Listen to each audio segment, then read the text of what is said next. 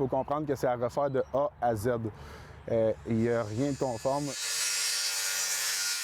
C'est difficile de loin et pour monsieur et madame tout le monde qui ne connaît pas la construction de comprendre l'ampleur du travail bâclé qui a été réalisé ici sur cette résidence de la rue Claire à Compton. Mais en parlant à un expert et en se rapprochant de la maison, on comprend mieux. Le mur s'est affaissé ici. Il faut le reprendre. Là-bas, on a un trait de scie qui est passé, qui n'avait pas d'affaire à toucher à la colonne là. L'eau est condamnée à comme rester dans le mur, étant donné qu'il n'y a aucune façon que l'eau s'évacue de la façon que ça a été installé. C'est plusieurs amis là, qui sont venus ici, qui ont commencé à dire « Hey, écoute, chez nous, c'est pas fait comme ça, c'est pas... » Fait qu'on a levé un petit peu le flag. On est allé voir sur d'autres propriétés aussi comment c'était fait. On a rencontré l'entrepreneur. On lui a dit on veut corriger la situation. On lui a laissé la chance de corriger la situation.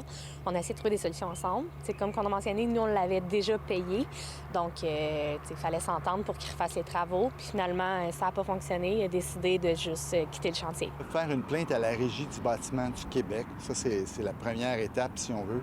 Puis si on voit que les travaux ne sont pas corrigés, que l'entrepreneur ne vient pas corriger les travaux, bien à ce moment-là, on peut faire un recours aux petites créances. Un autre entrepreneur de la région a depuis repris le chantier pour réparer toutes ses erreurs et ce qu'il a vu en arrivant sur le site l'a laissé sans mots. C'était vraiment problématique, dramatique.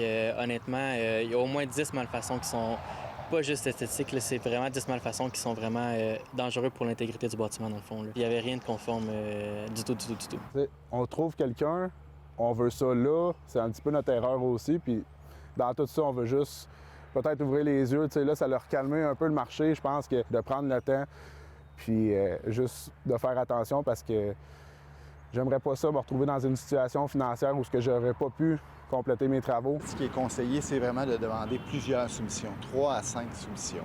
Puis une fois qu'on a les soumissions, bien, on peut comparer. Puis ensuite de ça, on peut vérifier si ces gens-là sont qualifiés, si ces gens-là ont des licences, s'ils ont des cartes de compétences si nécessaire. Puis par la suite, quand on fait faire les travaux, il faut s'assurer d'être présent, il faut s'assurer de voir là, combien de temps qui vont être là, combien de salariés, sur quelle période ça va s'étendre. Puis, c'est très important aussi d'avoir un contrat. Le couple confirme que l'entrepreneur en question est toujours en activité dans le secteur, mais refuse toutefois de le nommer parce que des procédures judiciaires contre lui ont été entamées.